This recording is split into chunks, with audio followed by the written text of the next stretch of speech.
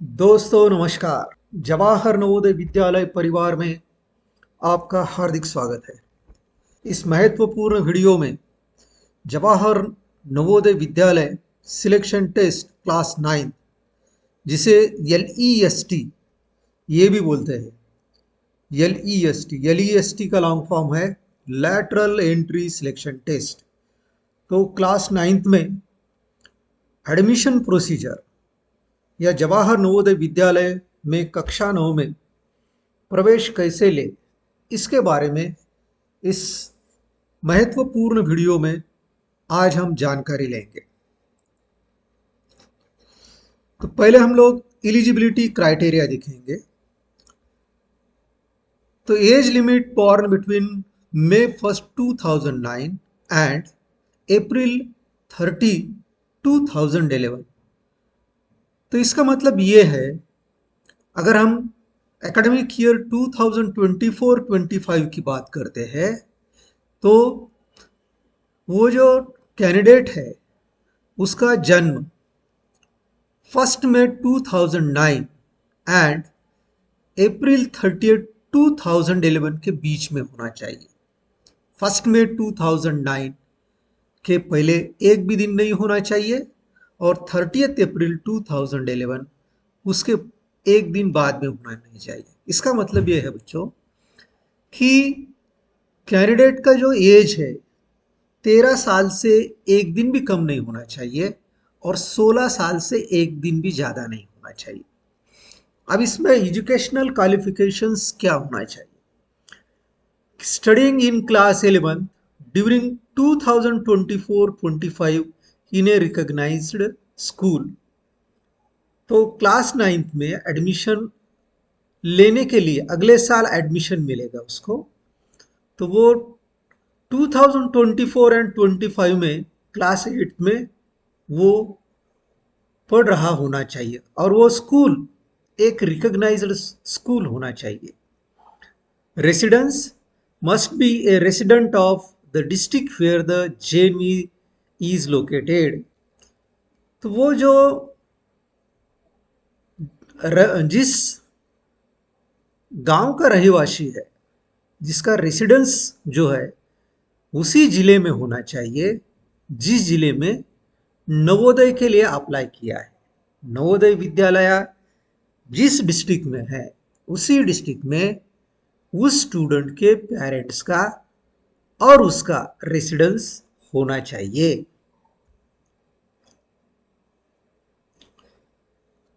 Application process कैसी होती है देखेंगे।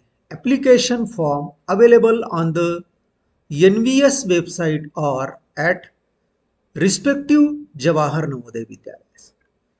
तो इसका जो एप्लीकेशन फॉर्म है उस डिस्ट्रिक्ट के जवाहर नवोदय विद्यालय में अवेलेबल है या जवाहर नवोदय विद्यालय की जो ऑफिशियल वेबसाइट है, NVS की जो ऑफिशियल वेबसाइट है, वहाँ पर एप्लीकेशन फॉर्म आपको मिलेगा।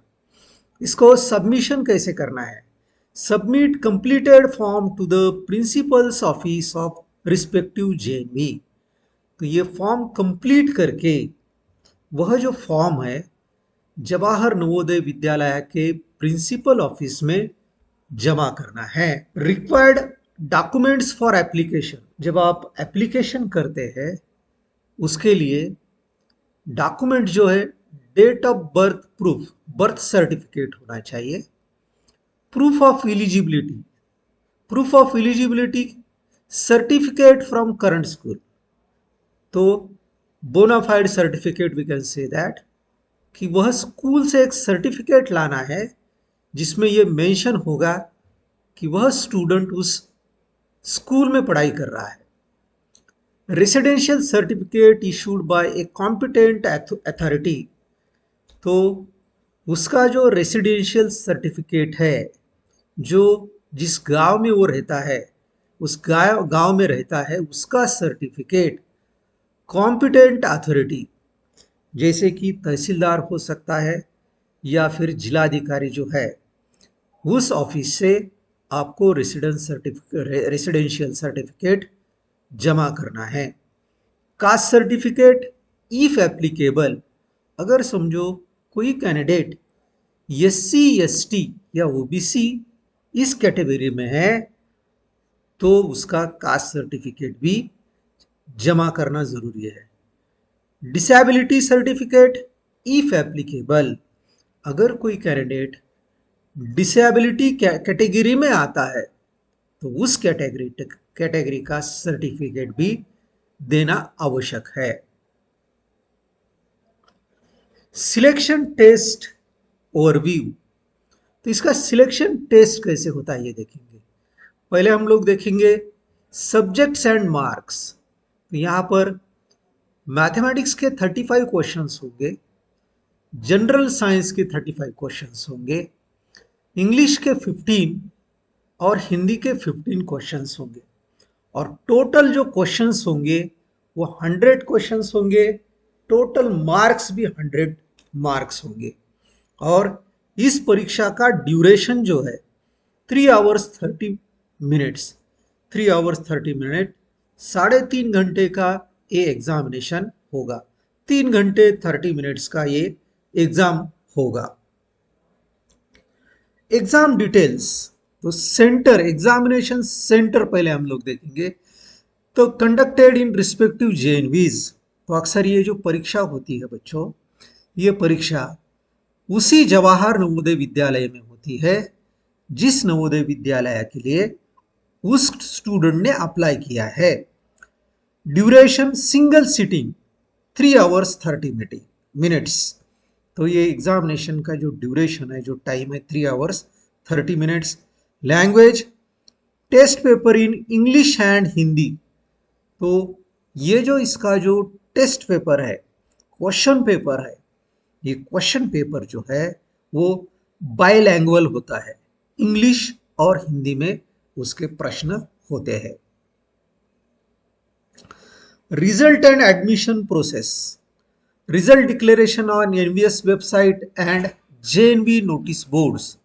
तो इसका रिजल्ट जो होता है बच्चों, ये नवोदय विद्यालय के वेबसाइट पे और जवाहर नवोदय विद्यालय के नोटिस बोर्ड्स पे भी होता है। या फिर मैं ये भी बता दूं कि अगर किसी छात्र का सिलेक्शन होता है तो उस छात्र या छात्राओं को टेलीफोन से फोन करके इंफॉर्मेशन दी जाती है कि आपका सिलेक्शन हुआ है।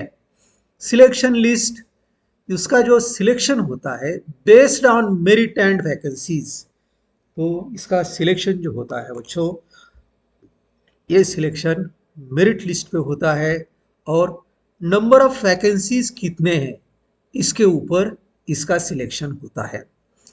वेरिफिकेशन, तो document verification for selected candidates, तो ये जो डॉक्यूमेंट वेरिफिकेशन होता है, ये डॉक्यूमेंट वेरिफिकेशन जिन बच्चों का सिलेक्शन हुआ है उन्हीं बच्चों का डॉक्यूमेंट वेरिफिकेशन होता है। और वो डॉक्यूमेंट वेरिफिकेशन जो होता है उसी नवोदय विद्यालय में होता है जहां पर उसका एडमिशन होना है।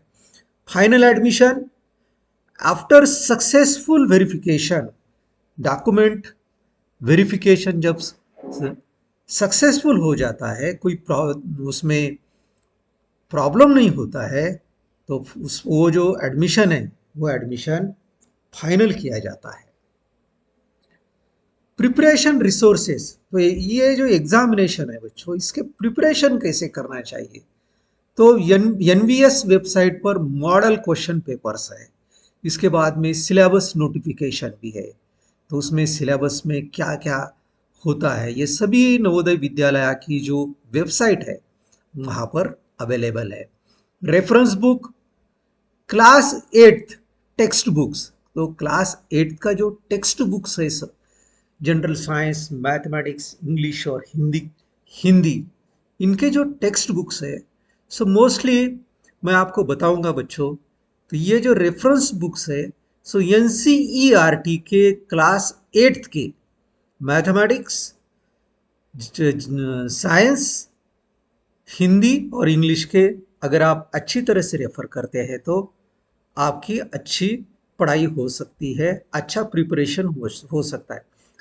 Online resources, educational websites, online resources में educational websites with practice tests and study materials. तो आप ऑनलाइन रिसोर्सेस पर भी देख सकते हैं। तो वहाँ पर आपको प्रैक्टिस के लिए क्वेश्चन पेपर्स भी मिलते हैं और स्टडी मटेरियल भी मिलता है। इंपॉर्टेंट टिप्स देखिए, तो यहाँ पे start early, cover all topics thoroughly. तो इसकी जो पढ़ाई है बच्चों, बहुत जल्दी शुरू करना है और जो भी टॉपिक्स है वो टॉपिक्स को अच्छी तरह से पढ़ना है, रेगुलर प्रैक्टिस करना है।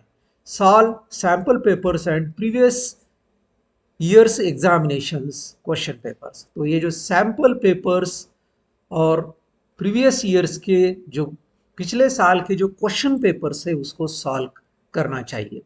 Focus on weak areas, work on weak subjects diligently. तो जो जिस टॉपिक में, जिस सब्जेक्ट में आपका वीक एरिया है, उस वीक एरिया को फोकस करके उसकी अच्छी तरह से कंसेप्ट्स अंडरस्टैंड करके उसकी पढ़ाई करना चाहिए।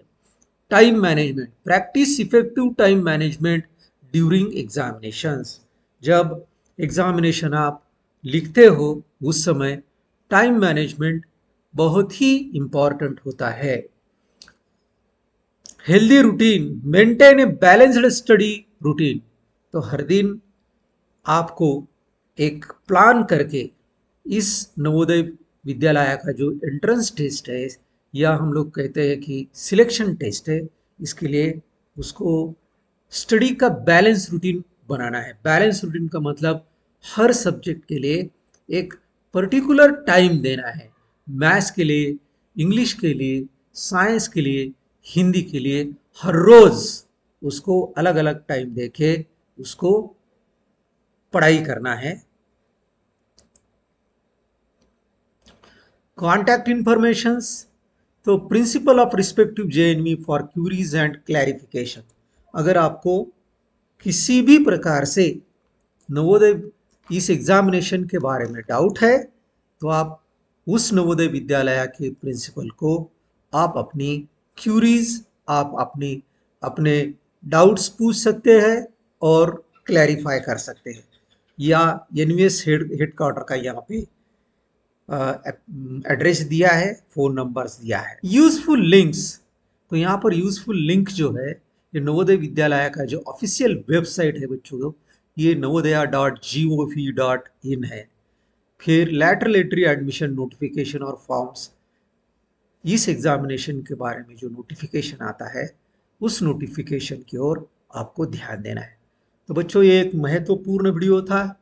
Please share to the students those who are studying in class 8th and interested to take admission in Jawahar Navodaya Vidyalaya class 9th.